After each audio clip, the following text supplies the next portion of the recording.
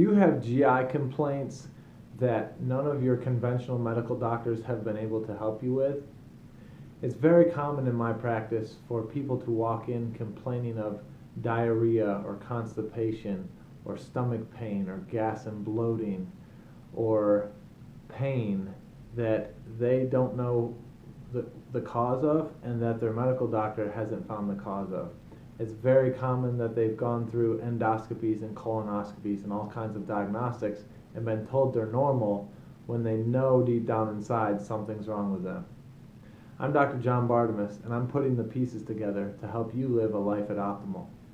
If you're one of these people that I just described, then today's video should help you further understand what's possibly going on and why you should work with me to figure out the cause and address that cause. Now, it's pretty sexy right now in the media and in the alternative health blogosphere, and that term is leaky gut. And leaky gut is well known by most people, or is a buzzword thrown around. In the scientific literature, it's called intestinal permeability. And basically what that means is the gap junctions in your intestines that should be a strong barrier and keep bad guys out and allow good things in become permeable or leaky. And now things that shouldn't get in, and things that should get in sometimes don't because of various reasons. So intestinal permeability or leaky gut may be a fundamental aspect of your case. Why would that be important? Well, because behind that barrier, that gut barrier, lies between 70 and 80% of your immune system in what's called the gut-associated lymphoid tissue, or the GALT for short. And so if you have a leaky barrier, remember, you're an open hole from mouth to anus. It's not until you absorb something through that gut barrier that it's inside you. So if you have a leaky barrier, that's breaching the gate keeping outside from inside. So once you're through, the immune system's right behind there like a hockey goalie, catching it and saying, that's good, you shall pass. Bad, you shall not pass. So there's high probability of, if your gut's leaky, that's going to stimulate inflammation from the immune system, pulling the fire alarm saying, hey, there's all these things getting in that shouldn't, like microbes, like viruses and bacteria, maybe toxins and pollutants, antigens or frankenfoods, GMOs, those sorts of things. So all of those things can lead to a plethora of possible symptoms, conditions, and diseases. So let's take a look at it. If we have leaky gut, then possible symptoms spanning from that could be food sensitivities. Oops, sensitivities. I know how to spell, I promise. And so how would food sensitivities develop? Well, if you have a leaky gut and you're constantly stimulating that immune system to respond, then eventually you may lose what's called oral tolerance, and it starts to look at foods that everyone on the planet would agree are healthy for you as enemies and respond against it. So that's people out there who maybe respond to broccoli or strawberries or spinach, who you know, people are like, why can't I eat broccoli, strawberries, or spinach? Those are healthy foods. Yes, but your immune system may be so awry that it's looking at them as a pathogen. Second thing that you can suffer from is mood disorders. So there is a connection. Everything's in the body is connected, and we have a gut-brain, brain-gut loop.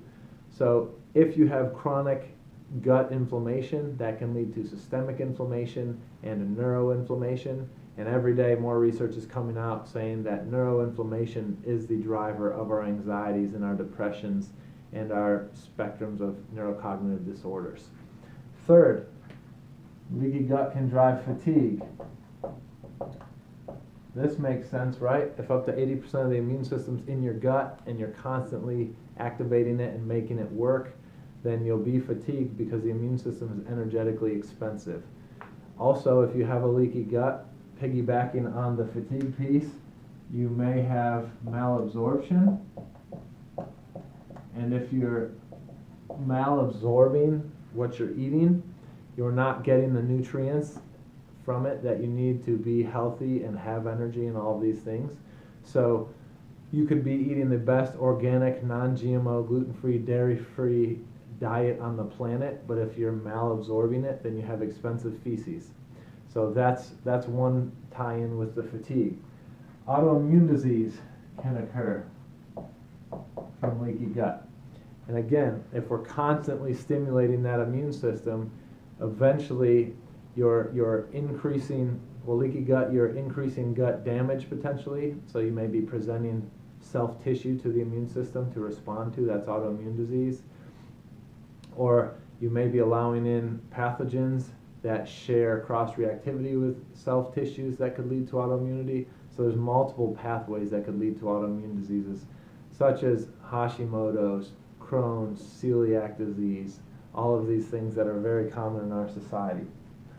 Inflammatory bowel disease piggybacks on that. So that's our Crohn's, our ulcerative colitis, our celiacs, those sorts of things. Number 7 would be inflammatory skin conditions. So we'll just say skin issues. And again, if we're talking about eczema, atopic dermatitis, psoriasis, these have autoimmune interplays, but there's a gut-skin axis. So if the gut's unhealthy, the skin is a detox organ and maybe trying to clear things there, and that can lead to skin issues.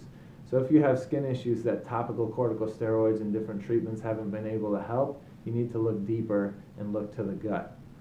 And then lastly, we can throw in here allergies and asthma. So allergies and asthma. If the gut is leaky, again, you're allowing a lot of triggers in that wouldn't be before, which can tax the immune system. The part of the immune system that deals with allergies and asthma also deals with parasites. So a permeable gut may allow parasites in, trigger that arm of the immune system. That arm may go haywire, and now you're not only trying to deal with a parasite, but allergies and or asthma. So the allergies and asthma stuff there, specifically allergies, specifically food allergies, would be loss of oral tolerance, again, responding to friends as if they were foes. So this video went a little long, but I think it's very important to understand that leaky gut doesn't just limit your symptoms to the gut. They can become body-wide because of the gut's proximity to the immune system and how that's the main way into the body for most things. And so if you're suffering from all these symptoms that seem to be not related and your medical doctors are not finding any clues, it's because they're probably too myopic or too specialized looking at one thing and are not looking at the whole picture and how it's all interrelated. That's what Functional Medicine Charlotte does. That's what I do. And we have lots of success with people like this. Go to functionalmedicinecharlotte.com and check out the testimonials tab to see for yourself.